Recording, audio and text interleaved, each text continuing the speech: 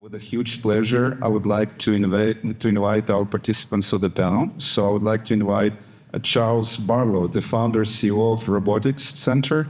Charles.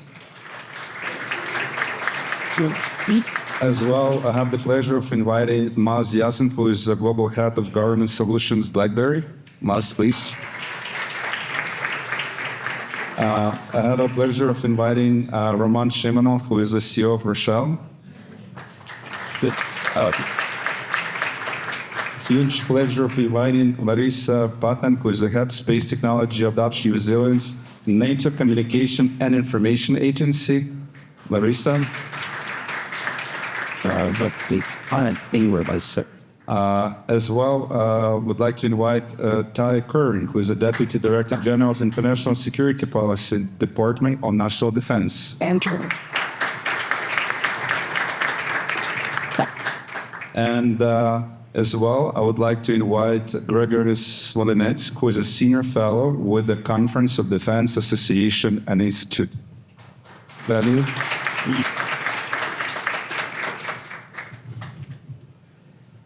Thank you very much. And it's a huge pleasure to have such an amazing panel. And, we're going to have an insightful, in fact, impactful discussion today. But before jumping into discussion, we have another amazing addition to our discussion. We're going to have a keynote message from General Budanov, who is the Chief of Military Intelligence of Ukraine, who is going to set the stage for us. So can I please include the video? Thank you. Шановні колеги, партнери, союзники та друзі України. Для мене велика честь виступати на форумі, де народжується майбутнє. Майбутнє сильне, захищене та вільне. Ми зібрались для того, щоб чітко сказати, битва за цінності свободи та рівність всіх людей вільного світу продовжується. Майбутня перемога – це не лише про першість на полі бою. Це про наше партнерство, що перетворює спільну безпеку на спільне зростання. Канада і Україна разом формують нову архітектуру, де технології, довіра і спільний інтерес є найпотужнішою зброєю, де інновації, народжені війною за свободу, стають щитом для тих, хто сьогодні живе в мирі. Безумовно, сьогодні наші країни мають багато спільних інтересів. Це безпечний світ без агресії, це економіка, що зростає завдяки інноваціям, це стійкі суспільства, які не шантажують страхом війни світові кровожерливі країни-ізгої. З певненістю можу сказати, що оборонне партнерство наших країн – це не про витрати. Це інвестиція у безпеку, в технологічну перевагу, у робочі місця та нові виробництва. Це він-він для обох наших країн. Наше партнерство сьогодні – це не про благодійність, це про спільну розумну безпеку. Це про захист, що створює вигоду для обох економік. Сьогодні військові інновації народжуються саме на полях війни за нашу незалежність. Українські рішення в безпілотних системах, кіберобороні, царині штучного інтелекту – це не майбутнє, це реальність. Реальність, що вже змінює правила сучасної війни. І саме у партнерстві з Канадою ці технології можуть масштабуватися, розвиватися та поширюватися, ставши основою нової індустрії спільної світової безпеки. Лише уявіть собі, спільні канадсько-українські підприємства з виробництва дронів, кіберзахисного програмного забезпечення, систем спостережень, засобів радіоелектронної боротьби, бронетехніки, авіації, артилерії, медичного обладнання. Це не лише нові робочі місця, це технології, які потребує сучасний світ, який навчився високо цінувати безпеку за довгі 4 роки російсько-української війни. Ми вже не просимо допомоги, ми пропонуємо та ухвалюємо рішення разом з вами. Наше завдання нині не просто відновити Україну. Ми сьогодні будуємо державу, яка в найближчій перспективі стане гарантом стабільності. Ми створюємо систему стримування, яка захистить і наших партнерів за океаном, і союзників по всьому світу від загроз, що сьогодні лише зароджуються та міцніють. Сучасна війна показала, той, хто захищає Україну сьогодні, захищає власний дім завтра. Ми вдячні за кожен ваш внесок, за кожну канадську технологію, за весь масив вашої дипломатичної підтримки, нашої позиції, нашої виснажливої збройної боротьби. Але ще більше дякуємо вам за довіру і партнерство, яке будується на спільних цінностях. Разом ми вже довели, що свобода сильніша за страх, а демократія сильніша за диктатуру, а союз країн демократичного світу сильніший за будь-яку криваву імперію.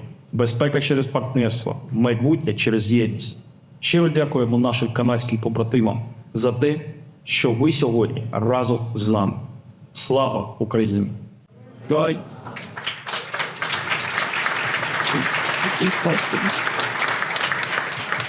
Here, I just would like to add one thing, what was happening behind the scenes, because, I mean, everybody knows that the military intelligence corps is one of the major forces that's doing a successful job in fighting aggression in every domain, in every geography, but General Budanov is also now participating in negotiations about which everybody knows, so I was extremely lucky to get a message from him. So while we heard a lot of important, insights and elements of the vision, I think we got reconfirmation that, our joint victory can be done not only on the battlefield but through partnerships. It's about definitely win-win, and there is a clear readiness. And just to show immediately concrete proof of that, we created together Sova Innovations, basically with a strong collaboration with MOD specifically to unite private sector initiatives and the government initiatives to foster defense tech, asymmetrical warfare, but as well to foster innovations and, to enhance further partnerships. So since, we're going to be talking about partnerships and about, very great opportunities, jumping right away to the discussion, Charles, I would like to start with you, if this is okay. Take in consideration that we, all of us, operate in extremely dynamic environments and changes come extremely quickly. Can you please share from your experience, like for instance, what types of robotic or autonomous systems are in the most demand? As well, how do you adjust to this environment, and maybe were you forced or did you have to change your development priorities? And as well, if you can share, since we're talking about speed of action, since we're talking about partnerships, what can be done to accelerate joint development?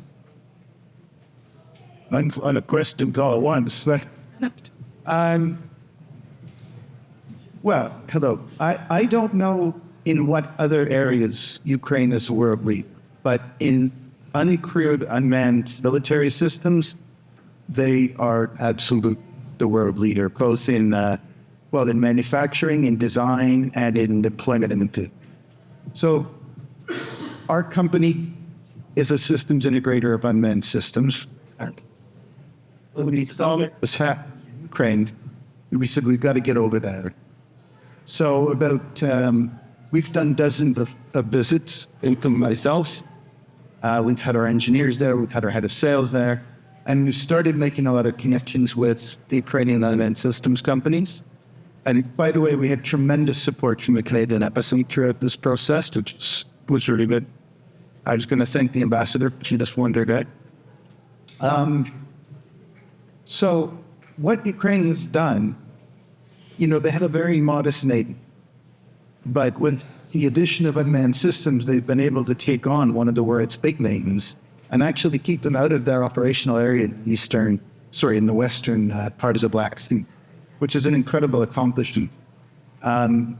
Ukraine has a fairly modest air list, but with the addition of the unmanned systems, they've been able to beat one of the big air forces on several occasions, including last June, most famously, I guess, Operation Spiderweb.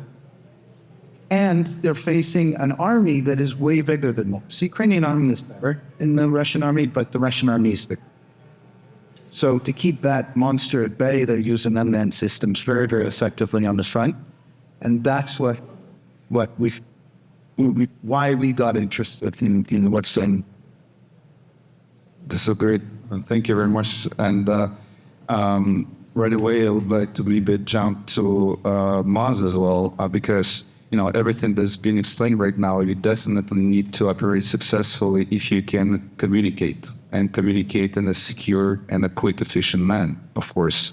because everything, again, is an element of ecosystem. So, I mean, we definitely, everybody knows that BlackBerry has always played a key role in secure communications. If you can share, what platforms, what secure support have you been providing, and as well, what challenges or even threats you've been dealing with, like such as cyber threats or similar, and as well, how do you achieve that communication in different domains? Sure. Thanks, Yuri. First of all, BlackBerry. You might be thinking, what's the guy from BlackBerry to me here? BlackBerry does not make phones. Xenon is the only one that has a BlackBerry phone instead. I do as well. I still have it. And Yuri. Those are the only two people in the world that have BlackBerry technology. It's been, BlackBerry is now a cybersecurity and secure communications company. When the smartphone devolution happened and BlackBerry moved away from the smartphone, we focused on what was truly our strength, which was when you think of the BlackBerry phone, you think of the keyboard, but the other thing you probably think of is the security of what it was known for. So BlackBerry today offers secure communications technologies mostly for governments and critical infrastructure, which is also why you don't hear about BlackBerry, because we don't work with consumers anymore. Our technology has been certified by NATO and CIA, by all of our allied GSEC and NATO governments. So we provided that trusted capability to governments to be able to not rely on what I would call consumer applications, which we all use, like WhatsApp, Signal, Telegram. In Ukraine, before I go into Ukraine, what truly brought BlackBerry to the forefront, you might remember when Angela Merkel, German chancellor, she found out that her phone calls and her messages were being intercepted. Now, they weren't being intercepted by a country we would consider an adversary of Germany. It was the Americans. It was the NSA that was intercepting, secure German conversations. So that just tells you the risk environment at play in Ukraine right now. And something that we were hearing from our Ukrainian partners was that with applications like Signal, Telegram, WhatsApp, there's a lot of metadata that is not sufficiently protected. Now, what does that mean, metadata? Think about a lot of these applications will brand themselves as end-to-end encryption. That's great. But what happens when the metadata about who is sending messages to whom, their locations and the timings that they're being sent, suddenly is easily accessible to the Russians? For example, there's a call going from this Ukrainian military base to this interesting location, and that call is being returned, and that call is happening again. And so you start to see all these patterns, and that truly became a security vulnerability. So what we provide is a way to protect against that, to have completely sovereign capabilities where you're not relying on consumer technologies where WhatsApp, for example, is owned by Meta, which is an American company. Servers are, you don't know where they are. Same with Signal or Telegram. BlackBerry provides the Ukrainian government with capability to own, host a secure platform that has been NATO certified as NATO interoperable. So we've started supporting entities in the Ukrainian government with those capabilities, and we hope to further expand that. Thank you very much. And it's extremely important what you're saying, because to achieve all that, we don't allow Russians to identify our centers of gravity, let's put it this way, which is extremely important. So moving forward to important centers of gravity, Roman, I would like to come back to you. First of all, it's amazing to see you again, because I remember during we built our forum in 2022, when we were in a panel together, you already had an amazing success to share. And now in 2025, you have been able to elevate that success exponentially. And if you can share about that. And as well, I think what's very important is that, you did make, if I can say, a strategic decision to operate and to establish operations in Ukraine. So if you can share how you came, to the strategic decision and the roadmap, of course, since your model can be a model for others, I hope to follow, if you can share how you overcame, certain challenges. Yeah, thank you. Доброго дня. I think Rochelle was one of the first companies to not just to make statements and commitments, but really go and invest and create this infrastructure that now allows us to be closer to the end user, learn. And one of the biggest challenges is to get the feedbacks from the end users, because it's not a theory anymore. It's a real war, and you need to be agile. We need to be able to find this points that can be improved, and this process is an ongoing one. You never achieve a point where everything is perfect. There's always something that can be done better, especially when it comes to armored vehicles. If at the beginning we sent vehicles that were mostly designed for law enforcement operations, we learned very fast within the first few months that those vehicles are not good enough. So we continued the design and the implementation and R&D to create a vehicle that basically can offer first a vehicle that is easily maintained, that doesn't require any training, because it's a commercial-based vehicle. It can be used in all different terrains. Ukraine is one of the toughest places to operate a vehicle. It has to be maintained without our involvement. So all of our vehicles, all of the parts can be procured without us. They can go directly to Ford Motor Company and buy it across the world. And another important thing was to build the vehicles fast, because they don't need them in 2 years, they need them yesterday. And in order for us to address that, we identified few bottlenecks. For example, the delivery time for wheels was over 2 years, definitely not an option. So we found a way to produce our own wheels. We had to certify.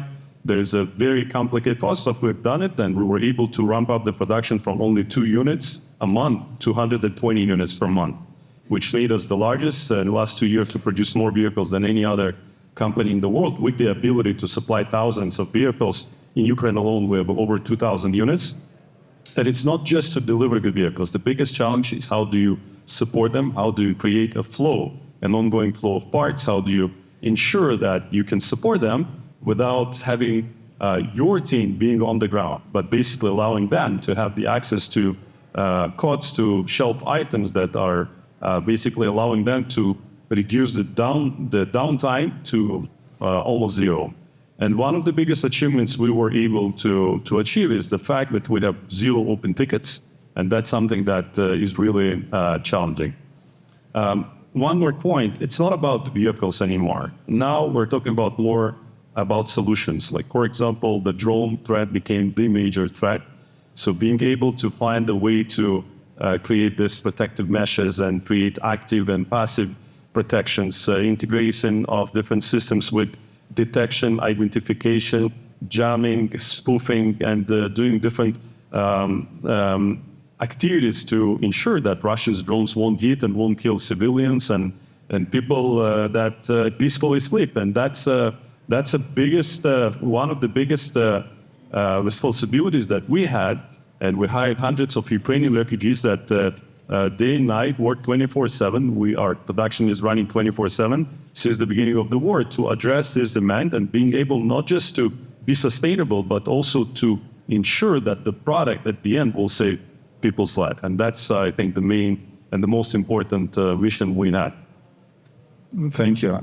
Yeah, I just would like to say this on a few last points, how important that is and how it's working fast, because from my personal experience, I think everybody remembers when everybody was bringing, trucks and vehicles and SUVs for the front lines. I mean, some of the cars that delivered were completely shot before documents for them were signed. So we need to extend the life and opportunity.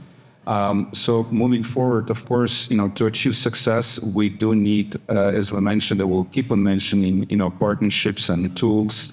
And Larissa, just would like to move to you for 1 second. Today, for example, during the conference, we heard about various tools and instruments, for example, from IFIs that, business can use if they would like to invest to Ukraine. And, coming back to our defense sector and domain, is, you can outline, please, if it's possible, some of the main NATO innovation defense programs for which probably Canadian and hopefully Ukrainian businesses maybe can apply for, what opportunities there exist. And I think what will be important to understand, if you can highlight some of the procurement elements that maybe people misunderstand but need to understand to plan properly, and maybe what priorities there are. Thank you. Thank you very much, and thank you for inviting me to speak today. I want to answer your question first by covering a little bit about NATO in general. NATO is a political military organization, and with respect to Ukraine in 2023, on the political side, NATO established the NATO-Ukraine Council. So this council is a decision body with Ukraine and the NATO nations, making policy decisions, coordinating and deepening cooperation, and all related to military aid, security support, etc. So that is the political decision body, with Ukraine as equal to the alliance nations. The other entity that I wanted to talk about is the military side, which is a new NATO mission called the NATO Security Assistance and Training for Ukraine. And that is in Wiesbaden in Germany, and that is coordinating the procurement of weapons and the delivery of weapons, the logistics, the repair of Western weapons, etc., and training.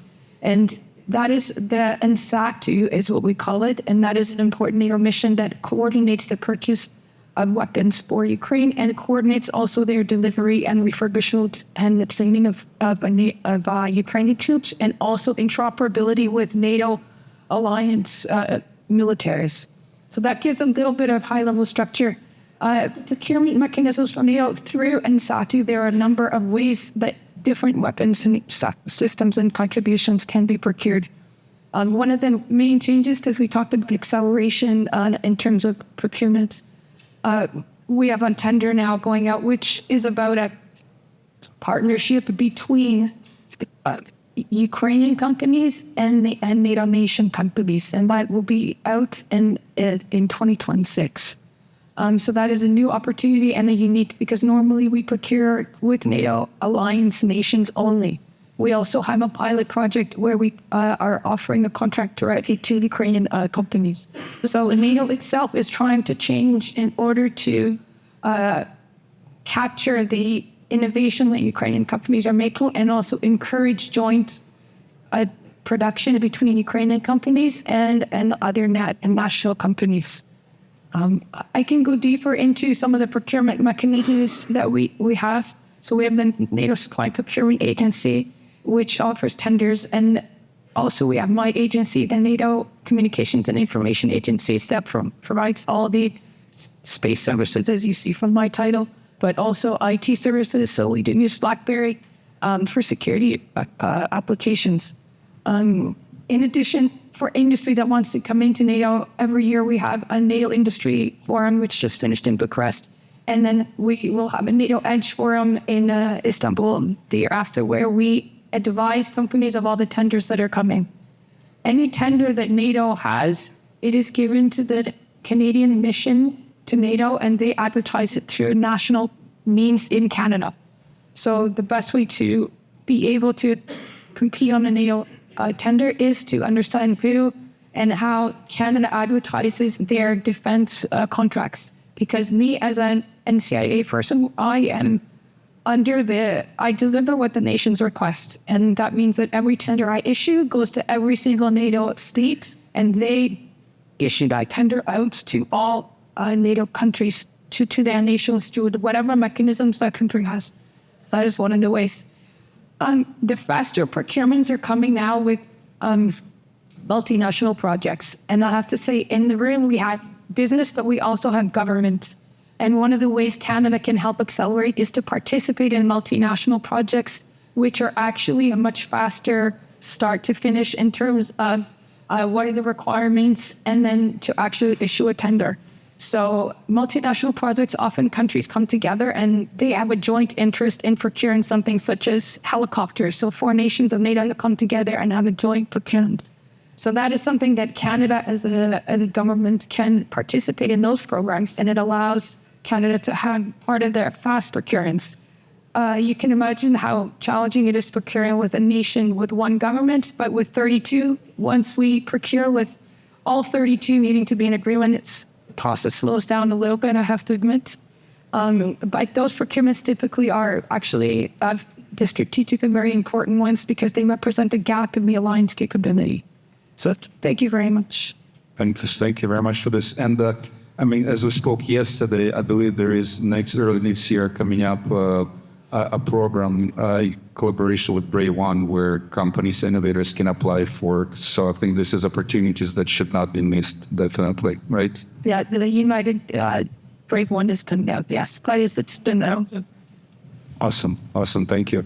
And right now, Ty, I would like to come to you, especially, taking consideration amazing support that we as Ukraine are getting, and very much thankful. And this is important for us. If you can maybe explain as well about our priorities, military system priorities, and maybe how they're being changed, and how do you see they might be evolving depending on how the situation will be developing as well. Because of course, for Ukrainian businesses and investors, it's important to to ensure that there is continuity, of course.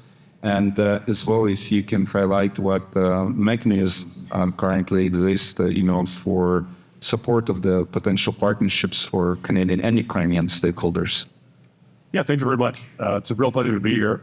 Ty Kernan with National Defense has already mentioned. I've had the pleasure over the last couple of years of leading our donations program to Ukraine. This is a real honor for me to get to support such a worthy cause and work with a number of the companies represented here today. What I always say about our program is that our number one priority when we're working is to support Ukraine in the fight that they're having today. And so we always work with companies to try and deliver quickly, to try to get equipment to Ukraine so that they can continue the fight that they're in right now. As we do that, though, we're always looking for opportunities that we can work with Canadian companies to help meet those priorities.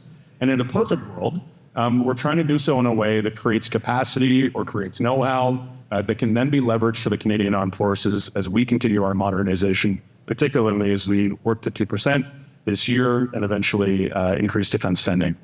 So the program is, I think, a real opportunity for us to deliver and help Ukraine with their emerging needs.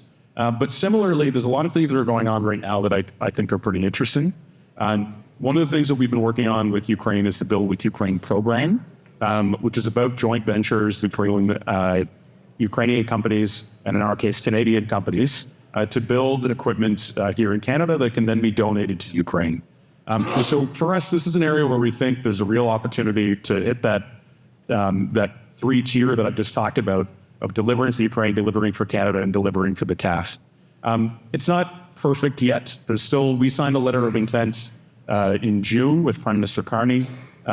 We're in the process of working with companies to try to figure out how we can operationalize that. There still are questions, I think, about financing. There still are questions, I think, about intellectual property. But a real opportunity, I think, for us to deliver and leverage, I think, Canadian manufacturing expertise, Canadian industry expertise to meet the requirements of the day. You asked me about how priorities are changing. And I do think, obviously, Ukraine's priorities evolve as the conflict has evolved, but it has been fairly consistent. We know they need air defense every day. We know they need artillery shells to continue to fight. We know that drones are incredibly important, but things like armored vehicles, the ability to support the soldier through things like armored ambulances and medical coverage are also really important.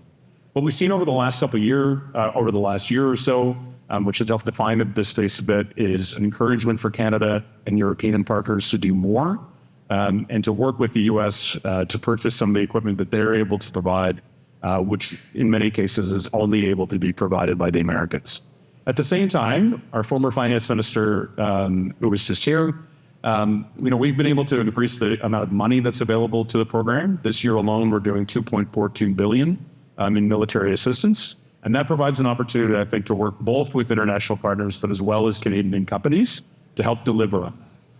So I'm keen to take questions on all of that, but it's a real pleasure to get a chance to talk to some of the companies that we've worked with here, some companies that I hope we'll get a chance to work with as we go forward, and to talk to the business community here in Toronto about how we can bring those three things together to have wins for Ukraine, wins for Canada, administer the Canadian Air Force. Thank you very much. Thank you very much, Luis.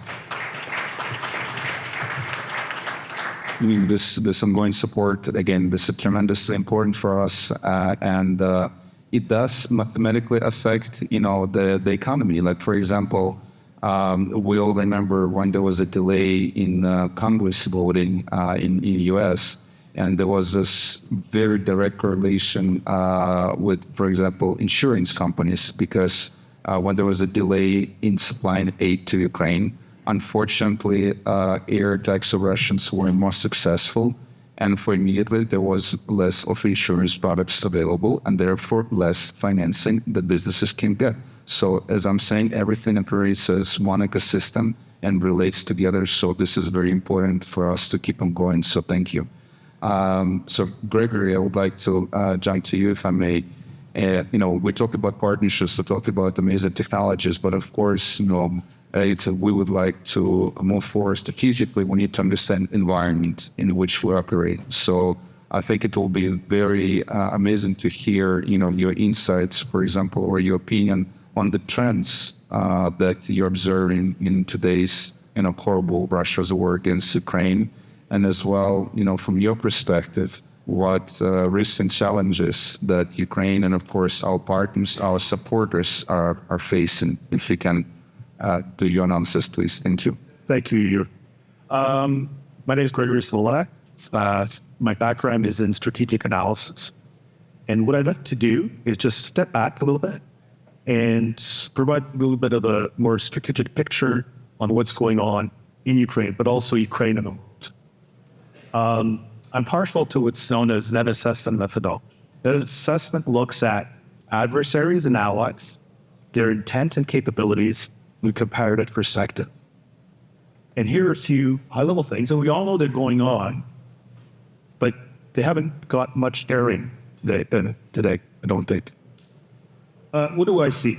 Few salient points. The United States is in serious trouble. It's in dramatic democratic decline. Their relations with allies, including Canada, have been ruptured. The Trump administration has now limited support to Ukraine to intelligence sharing and the NATO Pearl program through its allies to buy American equipment for Ukraine. But on the other hand, the Trump administration seems to be advancing the interests of Russia as well. The peace process, such as it is, has been at best chaos, or more likely it's an imitation. And there's plenty of evidence that the latest round originated as Russian-controlled manipulation. The United States has been threatening the Canadian economy and Canadian national interests. Speeches have been given by top American officials to undermine the European Union. And at present, European leadership, indeed support for NATO, is in question. I read today's news, for instance, that the commander of the Bundeswehr, land forces in Germany, cannot have his calls about Ukraine answered in the Pentagon. He used to be in charge of Bundeswehr relations or treaty. That's in the Atlantic. As for Russia, it appears the Russian economy is in trouble due to sanctions and effective Ukrainian modeling strikes. On the other hand, Russian forces continue to overmatch Ukrainian forces, more in number. The missile threat is growing, and Russia is producing more missiles than stockpiling now, this is.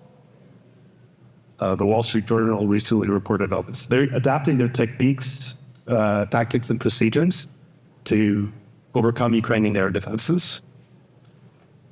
And Russian forces, as we know, have advanced, albeit with immense casualties, and slowly, very slowly, but advanced nevertheless at Donetsk and Zaporizhia and Bezhedad, and even in Dnipropetrovsk as well.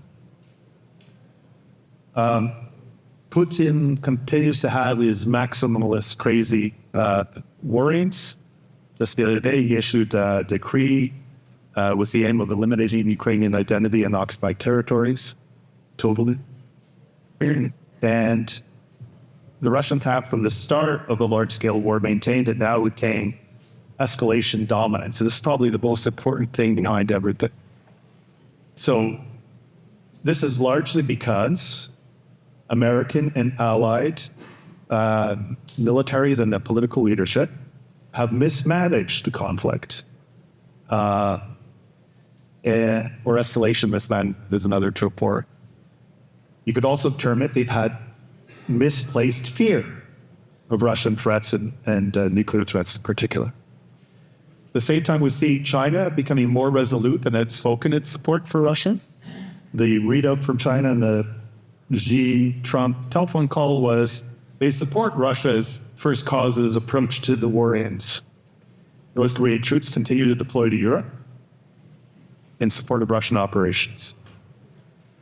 And of course, we've heard a bit, not much, about the drone incursions and sabotage operations that are Russian within Europe.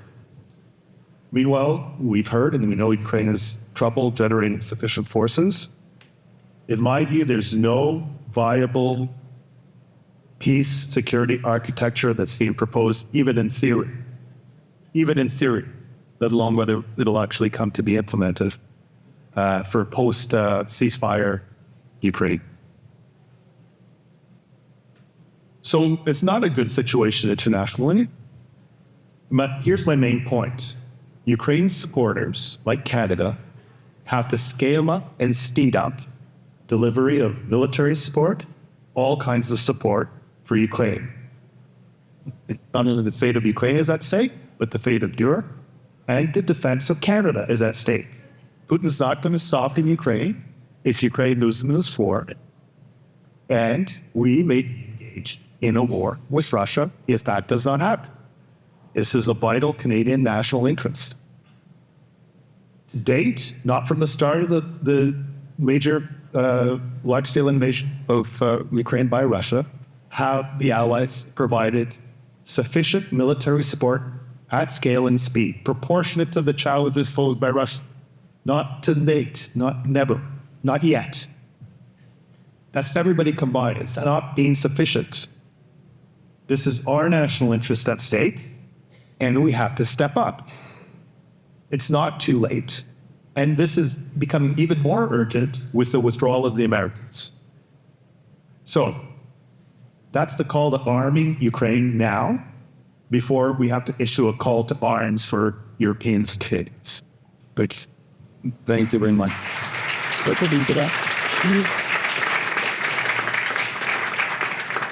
By of course being on the ground in Ukraine, I mean, I agree with you 100%. And it even goes beyond that. Since our panel is also to share some insights, about 2.5 or 3 weeks ago, prior to U.S. mission coming to our leadership and delivering that, I can't call a peace document because it can be called something else, but it has no relation to peace.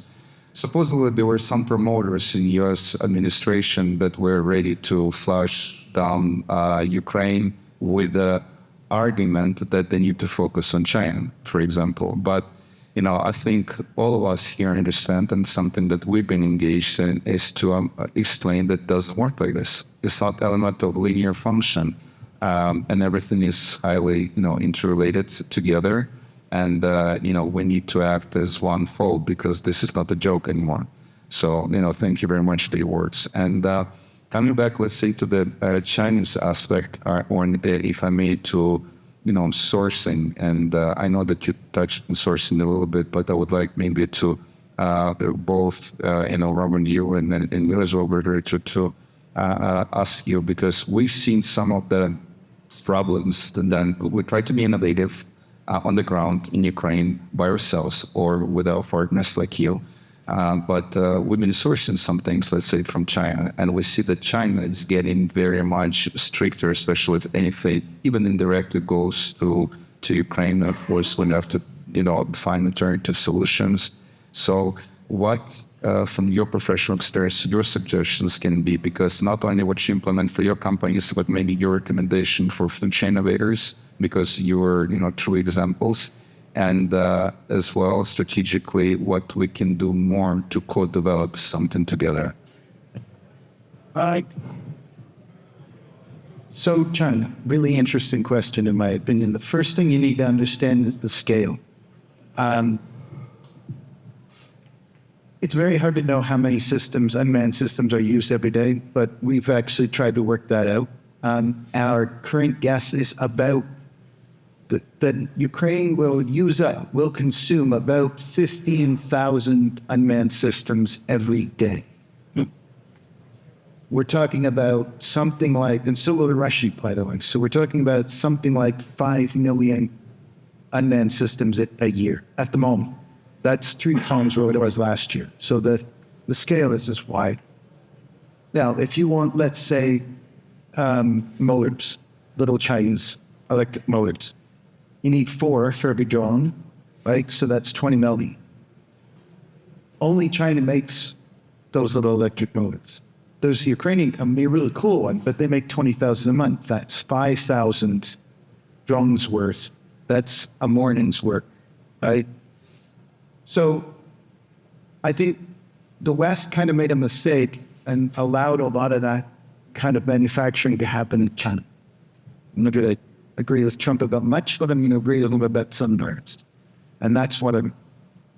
So now what we're doing is we're saying, okay, well, now you can't have any Chinese components in the drones. Okay, that's a little bit difficult because it doesn't give us a lot of options. I think what the government needs to do is not just not outright ban them, but help us work towards a way of converting over to other sources, which we absolutely have to do. But we need to do that a little bit.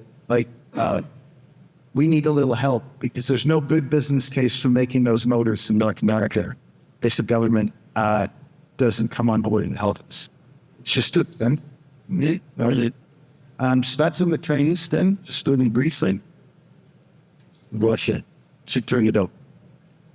In our business, after seeing what happened in the United States and with the relationship that we have with the US, we cannot rely on any partners anymore. We cannot rely on global trade. We have to rely on ourselves only. And since day one, we always prefer the vertically integrated approach where the entire process is done in-house. We don't share the IP. We don't do anything with anyone else. We just want to keep it steady so we can be responsible and accountable for the quality, for the time. And this is one of the reasons why we decided to go and establish the first and the only ballistic steel manufacturing in Canada, knowing that billions of dollars are going to be spent and the ballistic steel is going to be imported from abroad, while we have a huge surplus in steel for the victims. So we signed up an agreement, we took the initiative, and we're going to invest hundreds of millions of dollars into creating this industrial base that is not going to serve just Rochelle, but the entire defense and agriculture and mining industries where the hardened steel, ballistic steel is commonly used. China is a challenge, and I absolutely agree with you that there are some components that are quite challenging to source from alternative places, but by not doing it now, we'll be more dependent on others, and we cannot allow ourselves to be in a position where we have to rely on others while we have the second largest country in the world with the biggest number of minerals and resources that we have to be able to utilize for the benefit of the Canadian citizen. And as a result, obviously, we can then support better the Ukrainians and European partners and others.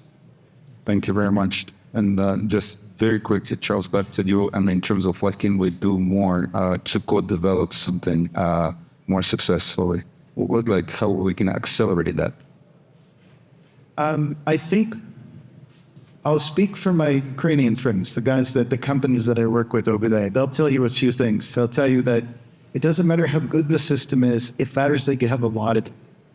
So they want volume. They want the systems that they've developed and proven on the battlefield. You've got to get the price as absolutely low as you possibly can because you do need that scale. And if you need $1 million of something, then an extra $100 to manufacture is an extra $100 million you've got to fund. So you've got to keep the price right down. That's exactly the opposite of what Western defense companies have traditionally claimed. So you take the FPV drone, the little armed drone that's basically a Chinese gun that they arm. They're paying about $2,000 for this. They say $600 sometimes, that's not put the whole system together, get it to the front, start to Ukraine. There are 2 American companies I know that make armed drones, and they charge about between $55,000 and $65,000 for one ice. There isn't a country in the world that can field 5 million of those. And if you ask a Ukrainian military guy on the front line, would you rather have one American super really cool, very capable drone, or 25 FPVs? So pick which one. So that's something that we need to start to take on board a little bit. Thank you very much. Thank you. And, coming back, Mas, to you, but to continue, what basically, since we're talking about partnerships and real action points, I wanted to ask you, where, because, you're very much familiar with the market as well. You do have tremendous experience. Where do you see additional opportunities for deeper Canadian, Ukrainian, cybersecurity, secure communication? And there is one aspect I wanted to ask you, because in my experience working with various partners, in the beginning in 2022, when you're set up certain partnerships to exchange your either information or technologies, the initial argument was, we'll have everything at home and we'll, help you to answer questions or help you to, to provide answers to RFIs, to requests and so on. So, but eventually the decision was to set up, a full operation in Ukraine, so to make sure that Ukraine benefits from the whole, integration. So is there also readiness from BlackBerry to do that? For sure. So let me take a step back and answer your question more broadly, and I can also talk about BlackBerry's approach.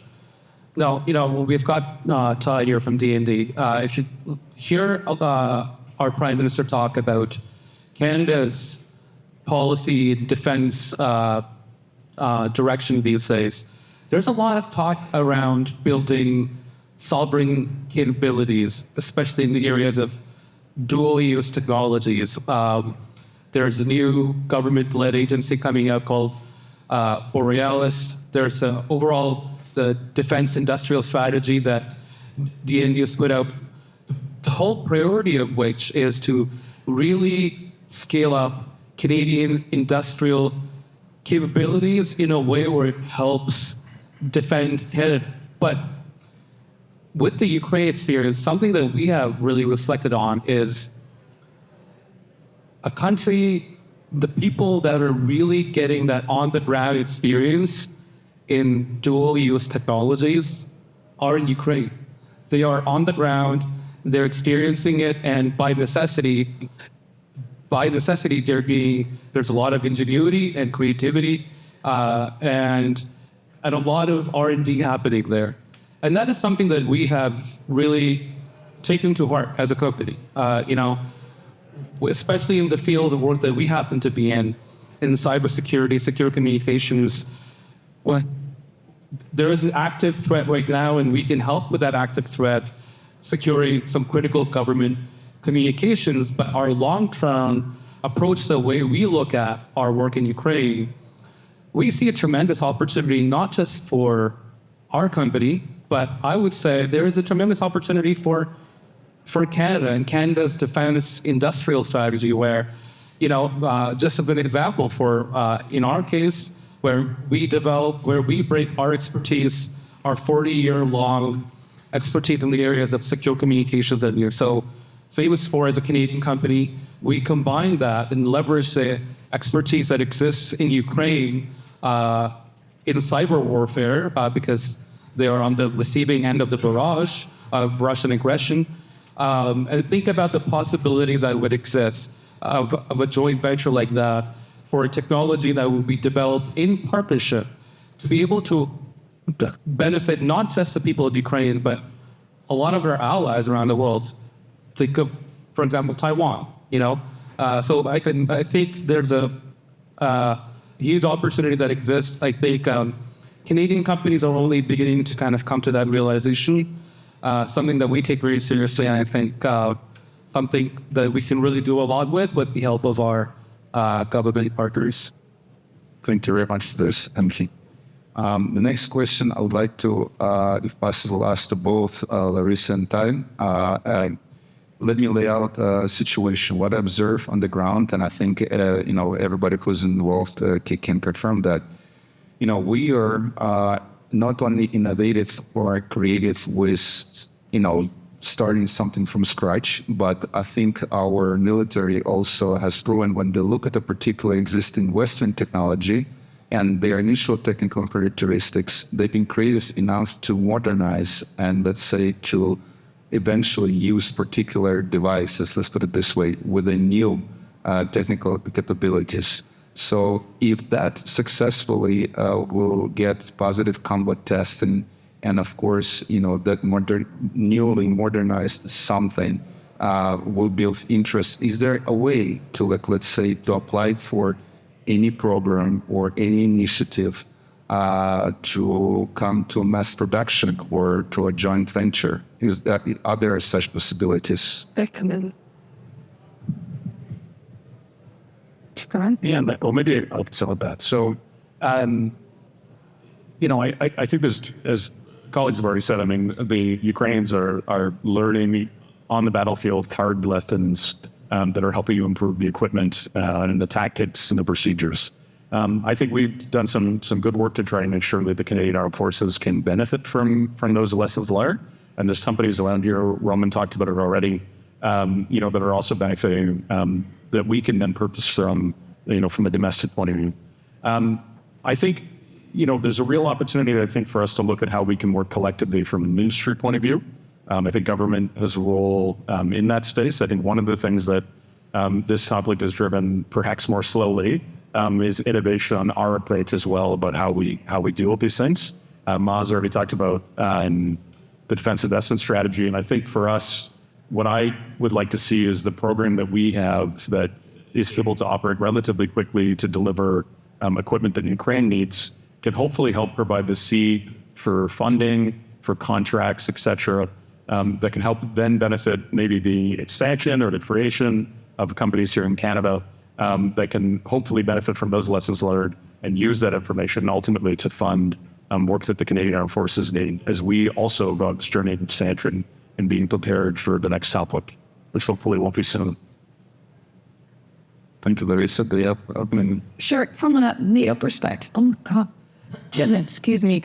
From a NATO perspective, we have a number of innovation forums. So we have the NATO Innovation Fund, which Canada has, I think, 11 million per year allocated to that. We also have the Diana program, which is the Defense Innovation Accelerator, and there's a site here in Canada, and there's also one in London where they run challenges. Those are very NATO-specific opportunities. In terms of the Ukrainian innovation scenario that you provided, I would strongly recommend going through the INSATU. So that is, 700 members strong from NATO, and also Ukrainians coming over and working with NATO forces and with that command. And that is a good opportunity where, direction and guidance from that command will go to the NATO Ukraine Council, which will come back down as a decision, which would be an interesting way to actually get a funding entity for that road of innovation that you described specifically. But for a generic approach, I think the two other venues exist, but using the NATO Ukraine Council and SATU team in order to drive that requirement would be very interesting. Thank you, because I think there is a tremendous opportunities that was already outlined. We do have highly upgraded TDPs basically, and a lot of things are being used in many more domains. And sometimes the way we look at it is, in terms of 9 squares. So I was just letting in terms of every domain and strategic operation, tactical, and there are a lot of opportunities coming from that. Gregory, if I may come to you. Basically, I fully, as I said, agree with your points, that we should act as fast as possible and in the way that you mentioned. Can you please provide recommendations in terms of concrete, maybe action points that our partners or we as Ukrainians can take to achieve the results that you're saying we should achieve? Because this is very important for us. I think there's something to be said about awareness. public awareness. As I say, we don't often hear the war in Ukraine presented as a matter of Canadian national interest. So in order for Canadians to be engaged more politically, domestically, and how would I put it, more supportive. I mean, Canada has done a lot. I hesitate to make this kind of criticism because there's so many great initiatives we heard about today. There's so many great government programs going on, including your side. But I sometimes think that it's just not proportionate to the challenge. Ukraine is fighting the Russian Federation. Essentially, what NATO for decades was constituted to do and postured to do in much larger ways. And so now we're relying on Ukraine to fight this fight, but we're not, and great support has been rendered, but it's not sufficient in the sense it's not proportionate to that challenge. So Canadians need to step up and create the environment, set the conditions for the government to be able to do. I would say as well, the Ukrainian Canadian community should do what it can to increase that support. You know, the Kiel Institute, Ukraine Support Trackers, indicates that Canada is in 10th place among Ukraine's supporters. Number 10. Made the top 10, I guess that's, not good enough, right? Denmark is way ahead as a proportion to GDP in supporting Ukraine. Way ahead. I don't know why we're not at number 1. There's no reason for it. And these are some things, and others as well. You see the discourses going on in France and Europe, where there are, Sweden is a great example, where ministers and senior defense officials talk to the Swedish and local population and set the conditions for greater governmental support. Something similar needs to happen in Canada. That won't just benefit like direct government-to-government allocations, but it will set the conditions and the environment for everything else we're talking about here to scale up as well. So it's not just government-to-government allocations. That's not sufficient by any means, but have this awareness so that everyone gets on site. And also, so that it puts context to these ridiculous peace negotiations, such as I hesitate to call them back, but also to create, by the way, one more thing, absence of strategy everywhere. In Canada, across the alliance, I dare say even in Ukraine. Why can't we think of what victory looks like and then resource victory? Why are we going to make concessions to aggression and genocide? It's unacceptable. Unacceptable.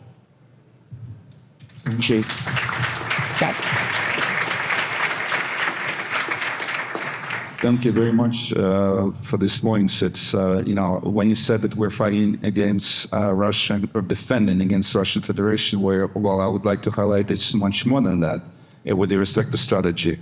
Actually, North Korea, Iran, China, they're all helping not little marginally, but significantly. So this is the strategic force that we're fighting against. Therefore, yes, we have to be strategic about defending. And maybe, one of the things or recommendations I see, and I know maybe, because sometimes we're quick in terms of distributing the messages, but what messages? So maybe we can build amazing synergies or task forces where, for instance, your knowledge base can be a content in a particular technology in order to distribute messages in asymmetric way to counter as well IO operations of Russia. So there are a lot of things that we can do.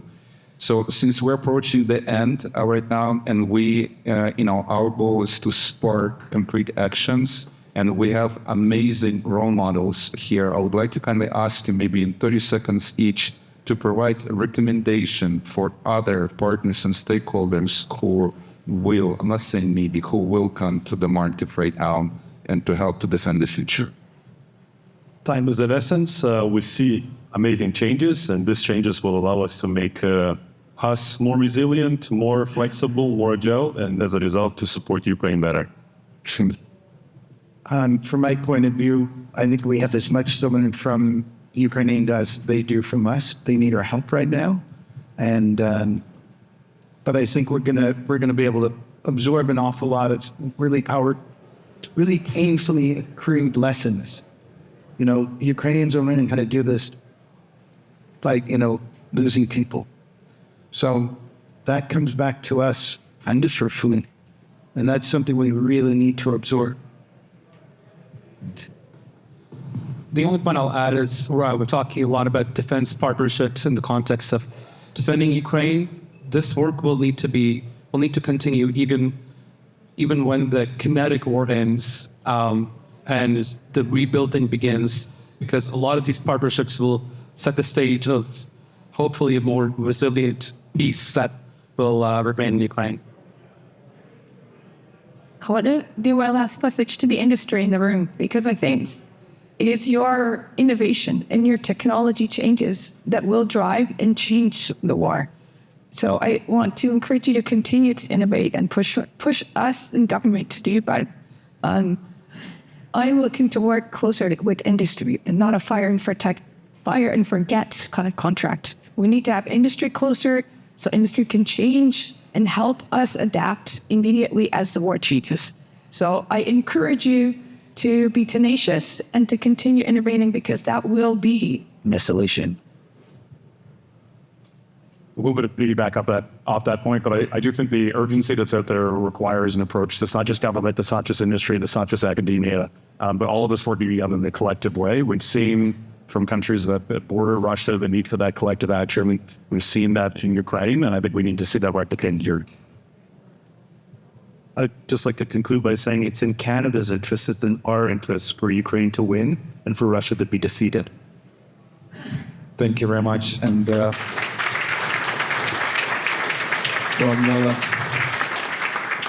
just from my end, I just would like to conclude with a few little points. Basically, as General Budanov said, that by helping to defend Ukraine today, you're helping to defend your home tomorrow. And I strongly believe that it's through partnerships, we can achieve amazing result. We can win together, and we can do it in a moral, ethical way, not just in a simple transactional way as somebody wants to.